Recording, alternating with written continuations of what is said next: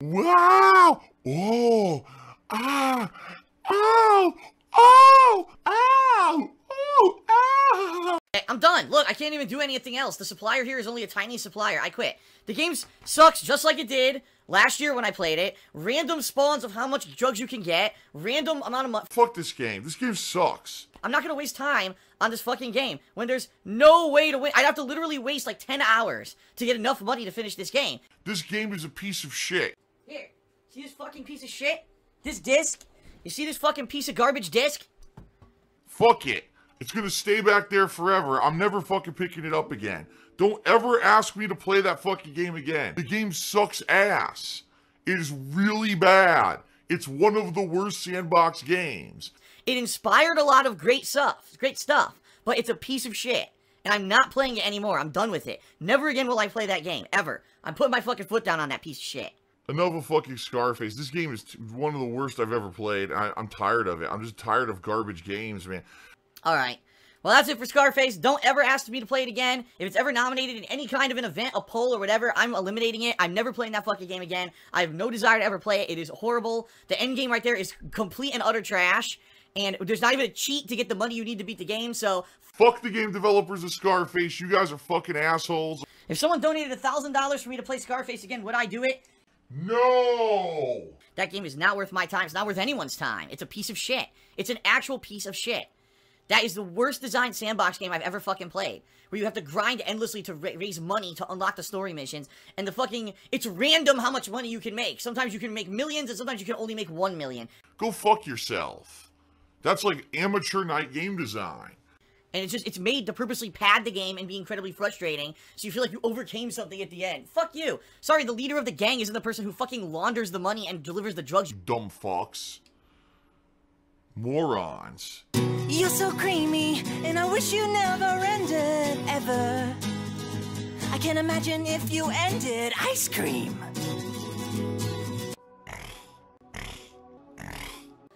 Here's what happened in a nutshell. I was transitioning from my one partner network Curse to a new partner network that was going to make me a managed partner again. So no more content ID, no more bullshit, no more claiming of videos. I was going to be back under, you know, protections, and that's why I was doing this. So I had my channels unlinked from Curse, and when I went to have the new partner network partner me, they said, oh, we're getting an error message saying here that YouTube has some new process by which you need to get approved for monetization before we can link you to our network. Which I looked into to find out YouTube has created an entirely new system to become approved for monetization. They didn't tell anyone this system existed, nor explained it to anyone, including partner networks. So as of yesterday, partner networks were shocked when they tried to partner people and realized they couldn't do it anymore. This process is bullshit. This process forces you to, among other things, first of all, accept terms of service, which is no big deal, but get a personal AdSense account for each YouTube channel that you want to have partnered with a network.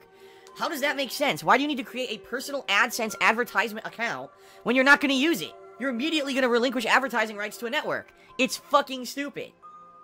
And then, once you do that, then you have to have a partnership, or, a review manually by someone who works for YouTube to say that your channel is okay for advertisements. Now listen, this third step, I actually agree with. Because I think that what happened is YouTube wasn't doing that. They were just manually approving every single channel under the sun. And you had racist channels, terrorist channels, channels to the extreme left and right, channels that just were ludicrous shit, that were getting advertisements on YouTube.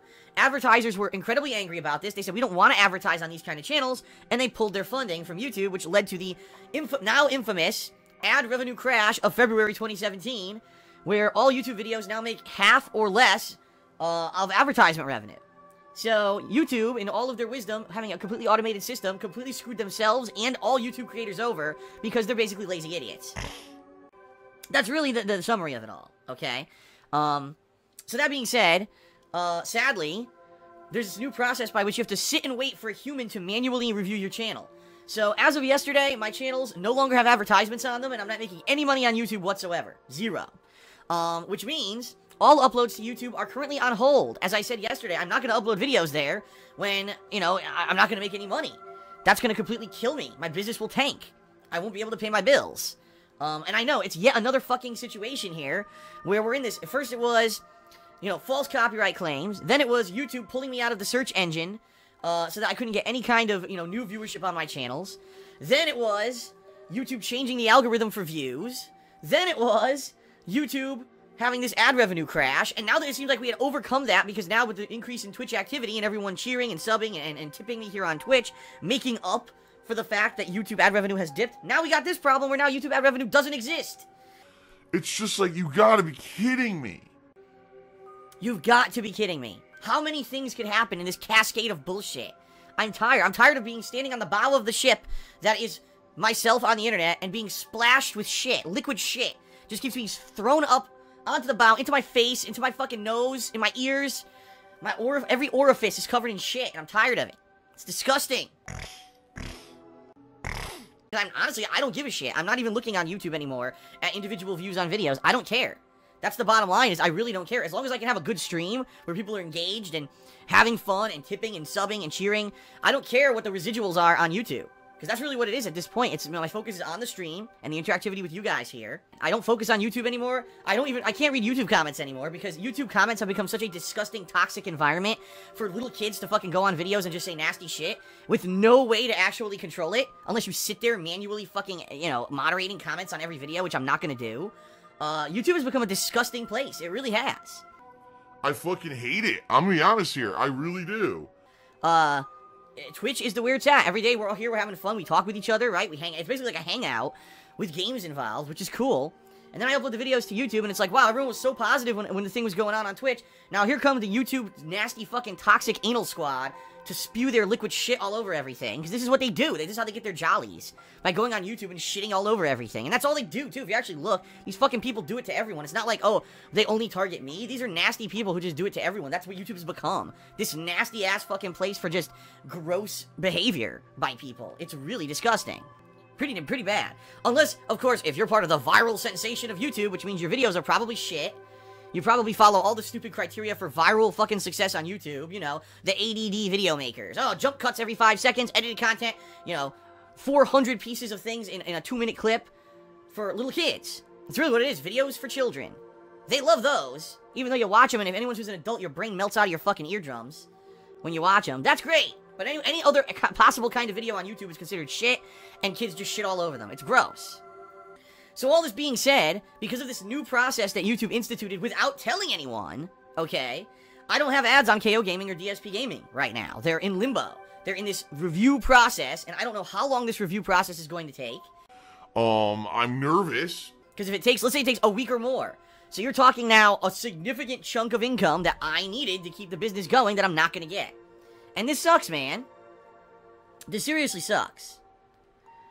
I'm just tired of it. I just want to be happy and able to do this and not have to worry about this bullshit. Seriously. And I will say this, a couple things. Number one, I'm not abandoning people who watch me on YouTube. I understand that's where I got my start. I understand there will always be a following for me on YouTube. That's why I'm always going to have YouTube stuff going on. Even if I were to primarily focus on Twitch, I would still have a YouTube archiving system. I would still have a back. I know there's people that cannot watch the live streams, maybe because of where they live, because they have school or work during the daytime when I'm streaming or whatever. I get that. I totally understand that. YouTube has to go on. It can't go away. It's what I mean. Right now, YouTube is a big chunk of my income. Right? There's nothing I could do about that.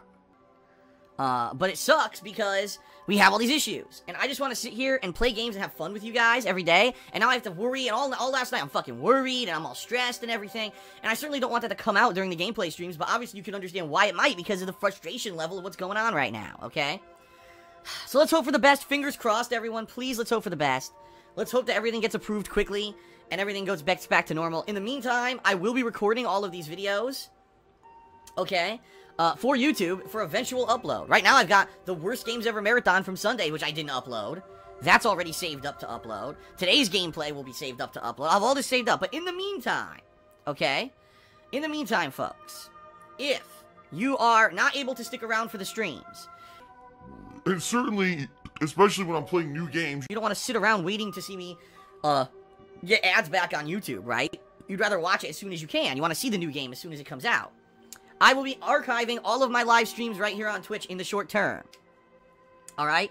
So what that means is that I will be leaving the stream archive available to be seen right here on my Twitch channel. Patreon. Ladies and gentlemen, we did hit the Patreon goal for April. So that's great. I think people have taken it for granted this year, because if you remember, late last year, a lot of people jumped and funded me on Patreon because of the issues I was having with YouTube. But there's been a gradual decline. I'm being honest here with everyone. There's been a gradual decline. Every month I see more people either lowering their pledges or falling off. I think what happened is a lot of people are hearing that I'm being more successful now on Twitch. Okay? And when they hear that, they're like, well, Phil's doing good. He doesn't need my support anymore. But anyway, back to the subject. We did hit the funding goal for Patreon for April, which is good news. The bad news is, we barely hit it. And I'm not even joking here, we made it by a few dollars. It was within $10 of the goal. Yeah, it's gotten that bad, because what happened, like I said, a lot of people are taking it for granted and saying, oh, well, Phil's doing good on Twitch, so, you know, because he's doing so good on Twitch, he doesn't need the Patreon funding anymore, I'm just going to pull the funding. Or a lot of people didn't pull it, they just lowered it. Like, maybe they had a $5 pledge, they said, well, I'm going to go to $1 now. I understand, financial situations change, right? You can't pledge every month, just like here on Twitch. So a lot of people can't sub every single month. I get that. And I certainly wouldn't ask you to do anything that's not within your means. That would be absolutely greedy and disgusting of me, and I would never do that.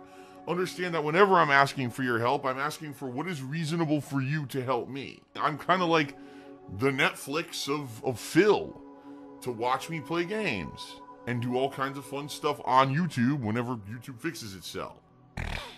I'm nervous now. Because now we're at a situation with Patreon where we went from basically being in the good every single month. I didn't have to mention Patreon that much. We were hitting the goals every month, doing these celebratory events. And now we're back to the situation where it barely hit it. Like, we were just narrowly there. And that's not a good situation to be in, okay? Ice cream, I love you. Yesterday we went and test drove a couple cars. And, you know, looked at a few situations here, and there's a lot of positivity going on in regards to stuff. Looks like I'm going to be getting rid of the stupid leased BMW and saving money and getting a good car. Not a great car. I'm obviously not top of the line stupid luxury car, which I don't need. Just a decent mid-range car, you know, that's going to be within my means. I'm going to be reducing my payments by hundreds and hundreds of dollars a month, and getting a good vehicle, and basically living within my means at this point, because leasing a fucking luxury car is a dumb fucking thing. That was great for 5 years ago when I was rolling in dough. And now that I'm nowhere near where I used to be, I've got to adjust my lifestyle, and this is one of the many ways I'm doing that. So, I'll have more info on that coming up later. I don't want to go into it. I've already gone way too long on the pre-stream here, okay? Oh my god, excuse me. Phoenix Rising says I should get a hybrid electric car because it's super cheap to get a ton of mileage out of it, and in the long run, you'll be saving a lot of money to put towards other things. For the normal person, your statement is correct. For us, it is not. And the reason is, we don't drive a lot. Even with Leanna going to work every day, back and forth, she works very close by. I don't drive. I drive once a week. I go out and, you know, I'll drive to go do errands the day out that I have with Leanna, our day off together. To give you some perspective on this, in the 3 years that we've lived here in Washington State, we drove 6,000 miles on the car we have. That's insanely low. So a hybrid car, we wouldn't even get the gas mileage out of it. We wouldn't take advantage. We looked into it. It would cost more. We'd pay more up front for the hybrid and get no gas mileage advantage out of it, and therefore we'd just be paying for a more expensive car and not get the benefit of it. So we're not doing that.